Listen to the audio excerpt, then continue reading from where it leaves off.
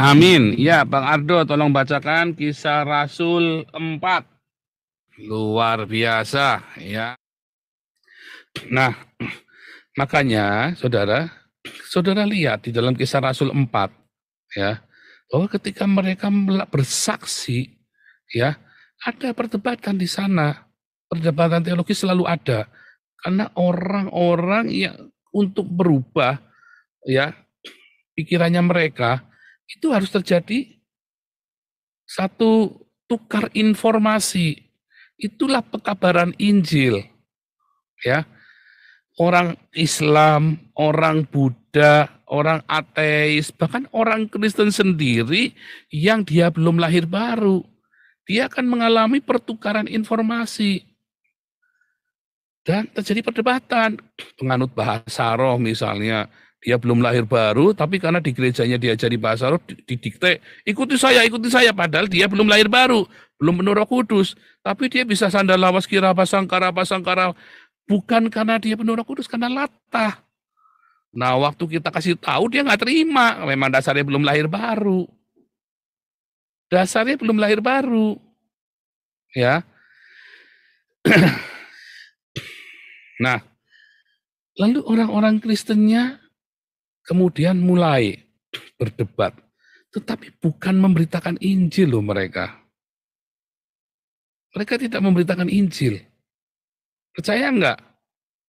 Mereka itu sedang sport otak. Harus jujur Anda. Anda sedang sport otak, terus saya kudu belain kamu gitu, kamu lagi sport otak. Enggak lah. Apa urusannya kamu dengan saya? Ya kan, kamu lagi sport otak, kamu lagi cari duit kok. Ya kan? Terus kamu mau hambat langkah-langkah yang sudah kita susun semuanya. Kamu yang ikuti langkah saya. Ya, sombong kali. Oh, bukan masalah sombong. Nggak ada urusannya dengan sombong.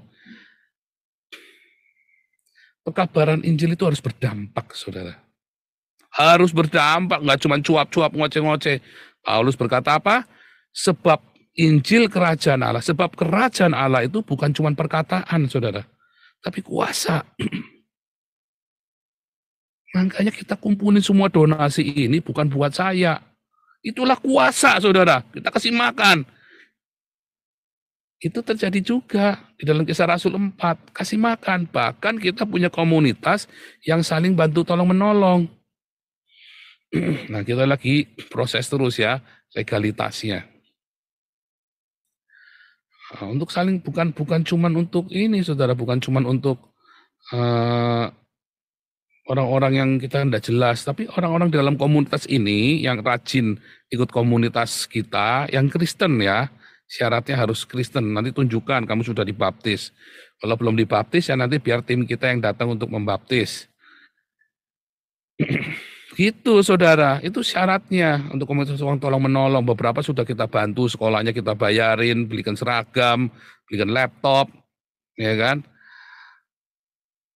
Kalau motor ya enggak, beli sendiri. Kalau nggak bisa nih ya sana naik kendaraan umum, jangan maksain diri. Ya juga jangan tipu-tipu kita juga, kita survei sekali kamu di blacklist, kamu nggak bisa masuk lagi, sulit ya untuk orang percaya kamu lagi. Jujur itu penting, saudara. Karena ada orang yang lebih penting, yaitu memang benar-benar mereka lapar, benar-benar mereka butuh sekolah, malah uangnya kamu buat beli motor, kita malah nggak bisa nyekolahin orang lain, nah kita juga nggak mau. Nah, kita juga nggak mau, ya benar puji hati-hati, ada kursi roda, ya kita ada pengobatan gratis. Nah itulah komunitas, saudara. Itulah kuasa di dalam komunitas. Di dalam pekabaran Injil harus ada kuasa, makanya ada damar kasih. Ya kita selain kita cerita Injil, kita bawa juga pembangunan desa mereka, masyarakatnya secara real dibangun. Ya, makanya kita ada damar kasih. Itu yang bagian ngurusin marturia, saudara. Jadi selain ada damaris, ada damar kasih. Itu namanya pekabaran Injil yang benar. Sebab kerajaan Allah itu bukan perkataan saja, tapi kuasa. Ini kuasa, saudara, yang kita kita kelola. Kalau saya di Indonesia bisa bikin begini, bisa ya, tapi nggak akan semaksimal ini. Dulu kita sudah coba, kita sudah lakukan di Indonesia, saudara.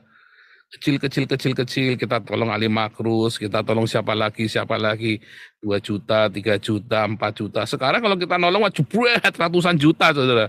Sekali keluar, itu Pak Polonus Darmawan aja kita kumpulin udah 300 juta. Dulu KC kita kumpulin 400 juta, walaupun duitnya ditilep, ya kan. Tapi kan ada, duitnya ada, ya kan. Nah, jadi saudara, satu, memang akan terjadi tukar informasi di dalam pekabaran Injil. Dulu kan kita sudah belajar, ya kan, tentang berita apa yang mau diberitakan, ya kan. Itu apa yang mau diberitakan? Yesus adalah majikan kita.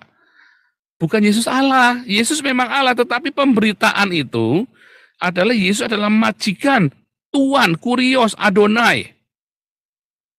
Makanya panggilannya adalah Tuhan Yesus, bukan Allah Yesus. Nggak ada orang gereja berdoa Allah Yesus, nggak ada. Di dalam nama Tuhan Yesus Kristus. Pasti bilangnya Tuhan Yesus Kristus. Adonai, Yeshua HaMashiach. Nggak pernah bilang El Yeshua HaMashiach. Nggak pernah. Tapi selalu bilang Adonai, Yeshua HaMashiach. Ya kan? Kurios, Yesus Kristo. Ya, selalu. Yesus Kristus, Tuhan Yesus Kristus, yang adalah Tuhan dan Juru Selamat. Itu isi pemberitaan itu, isi pemberitaannya, saudara. Nah, pesannya adalah Yesus adalah Tuhan dan Juru Selamat. Bungkusnya ya adalah apa? Di dalam diakonia kita, di dalam segala perbuatan baik kita. Itulah kemasannya. Nah, kita sekarang lagi bercerita bahwa memang ketika kita menyajikan Injil itu akan terjadi tukar informasi, perdebatan dari yang ringan sampai yang berat. Selalu ada tukar informasi, ya. Nah, masalahnya ada orang yang bebal, ada orang yang memang tidak mau mendapat informasi, tetapi memang hanya mau mengolok-olok Anda. Lalu yang kedua, ya Anda harus berdampak di dalam komunitas itu. Makanya pekabaran Injilmu itu jangan cuman cuap-cuap doang. Jangan cuman sport otak. Itulah salahmu selama ini. Makanya nggak berdampak. Satu, ya terjadi tukar informasi. Pasti. Kedua, jadi nggak ada Injil monolog, pekabaran Injil monolog itu nggak ada, saudara. Pasti ada tanya jawab di situ. Dan Anda harus siap, baik atau tidak baik waktunya untuk menjawab semua pertanyaan-pertanyaan itu. Ya, bersiaplah untuk menjawab baik atau tidak baik. Bersiaplah berapologia, baik atau tidak baik waktunya. Anda kudu siap. Ya. Kedua, Anda harus berdampak. Nggak bisa Anda cuman ngoceh-ngoceh doang. Bullshit. Makanya pekabaran Injil yang efektif adalah seperti yang dilakukan oleh Damar Kasih, seperti yang saya lakukan ini. Itu pekabaran Injil yang sangat efektif, saudara. Karena ada dampak kepada masyarakat. Injil itu harus berdampak. Karena balik lagi, kerajaan Allah bukan dari perkataan, tapi dari kuasa. Ada dampaknya. Ya. Itu kan tadi yang Anda lihat. Yang ketiga, saudara, Anda harus berdoa. Anda harus berdoa. Itulah yang membedakan Anda cuma cuap-cuap sport otak dengan Anda memberitakan Injil. Makanya tiap pagi, embun pagi mendoakan setiap orang di sini. Dan orang-orang yang kita injili pun kita doakan. Kita doakan, nggak main-main. Nah, Anda baca tadi Kisah Rasul 4 ya. Kemudian mereka berdoa, mendoakan pemerintah, mendoakan orang-orang. 3 hal, saya ulangi lagi ya, biar Anda ingat terus ya, supaya Anda rema. 1, pasti terjadi tukar informasi, Anda harus siap berapologetik. Makanya ikutlah kelas evangelis, apologetik, apostolik, kelas bahasa Ibrani, ya Anda belajar di situ. Dan jangan bolos, tolong ya. Ini kelas nggak ada ujiannya, ini informasi saudara, nggak ada ujiannya. Jadi Anda tanggung jawab sendiri, ya kan? Masing-masing, dan bahkan udah kasih YouTube-nya. Anda kalau nggak ini ya tanggung jawab sendiri, dan Anda boleh mengulang-ulang. ya kan? Nah, 2, Anda harus berdampak, ya kan? Nah, itu ya saudara, berdampak pelayanan itu, ya. Dan Anda harus rela. Dan memang itulah gaya hidup orang Kristen, berbagi. Bukan dimakan sendiri, semuanya dimakan sendiri, kan? Anda harus berbagi. Anda orang Kristen diajari untuk berbagi. Ya. Nah, lalu saudara kalau Anda lihat di dalam kisah Rasul yang keempat, dalam kisah Rasul 23, bagaimana kalau terjadi aniaya, Anda ditangkap, ya kan? Anda jangan takut, ya. Ketika Paulus ini coba lihat nih, ketika Paulus itu ditangkap ya, apa dia takut? Ampun, ampun Pak, ampun Pak, ampun Pak. Enggak kan? Ketika terjadi aniaya, jangan takut. Kalau engkau tulus memberitakan Injil, maka Tuhan akan cukupkan hidupmu. Tidak akan kekurangan, saudara. Tidak akan kekurangan. Kalau sampai Anda teraniaya pun, Anda jangan takut. Nah, kalau Anda takut, jangan. Ya, kalau Anda takut, jangan memberitakan Injil. Tidak usah gampang, nggak usah repot. Jadi jangan Anda memberitakan Injil terus Anda ngerepotin saya. Ya, jangan. Kalau Anda takut, nggak usah memberitakan Injil. Itu saja. Gampang kan? Simpel sekali. Kalau Anda punya cinta yang melimpah, beritakan Injil dengan sewajarnya. Kelima, saudara. Apakah memberitakan Injil itu Anda harus membahas orang Islam? Salahnya kalian, kalau memberitakan Injil itu Anda membahas orang Islam. Anda kan tidak usah membahas. Makanya saya selalu mencela dan nyinyir kepada Anda yang memberitakan Injil tapi bahasnya Al-Quran. Sorry ya, Anda itu nggak kelas, tau nggak? Makanya Anda nggak pernah menangkan jiwa. Itu KC apa? KC nggak pernah menangkan jiwa, nggak pernah, saudara. Nggak pernah KC menangkan jiwa. Yang dibahas Al-Quran terus, begitu ditanya Alkitab, ya nggak ngerti. Coba Anda debat KC. Ya, 2 jam debat. Ayat Al-Qurannya berhamburan, kitab kuning berhamburan ayatnya, saudara. Ayat Alkitabnya cuma 1 ayat saja. Dan seringkali itu yang membacakan malah orang Islamnya, saudara. Lah Anda memberitakan Injil atau memberitakan kitab kuning, memberitakan Al-Quran? Ya, ini yang kelima ya. Anda kalau memberitakan Injil, yang diberitakan ya Injil. Nggak usah bahas Al-Quran. Entah Anda dapat ilmu dari diajari sama siapa sih? Bodoh banget yang ngajari Anda itu. Ya. Jangan pernah membahas Al-Quran. Nah, Anda bahas Al-Quran tujuannya apa coba? Tujuannya kan Anda mau mocking mereka kan? Wih, supaya mereka tahu Al-Quran mereka palsu. Iya. Mereka nggak akan dengar. Anda sudah dianggap setan, penyesat, tahu nggak? Semasuk akal apapun Anda bicara tentang Al-Quran, Anda itu sudah dianggap setan sama orang Islam. Ya kan? Anda kalau memberitakan Injil, ya memberitakan Injil. Jangan malah Al-Quran dibaca-bacain. Tolol juga kadang-kadang saya bikin. Nah, kemarin ada di grup kita ya, di kelas, saya lupa kelas evangelis, kelas apologetik. Ya kan? Wah, baru saya bacaan Al-Quran aja mereka pada nggak bisa jawab. Lah iyalah kamu 5 jam debat, punya kesempatan ngomong sama orang Islam, tidak satupun ayat Alkitab dibacain, bacanya Al-Quran terus. Lah kamu memberitakan Injil apa memberitakan Al-Quran? Anda tahu kalau Anda sedang membacakan Al-Quran, mereka tidak akan jadi Kristen? Nggak akan, saudara. Tapi kalau Anda memberitakan Injil, Anda bacakan ayat-ayat di Alkitab, ayat itu penuh kuasa. Firman Tuhan yang keluar dari mulut Allah tidak akan kembali kepada Allah dengan sia-sia.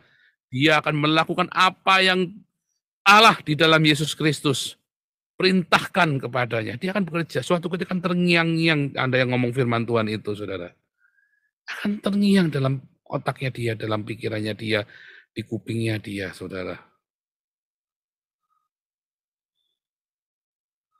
Ngerti? Nah, ada yang bahas CP sama saya menangan orang lebih banyak menangan jiwa saya daripada CP, sekalipun dia fasih sekali bahasa Arabnya.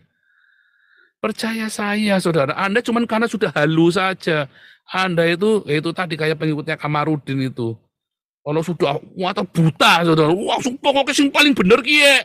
Oh, sing paling bener kie. Sing lain salah kabeh. Oh, ya blow on, saudara. Pakai otakmu, saudara. Lihat fakta.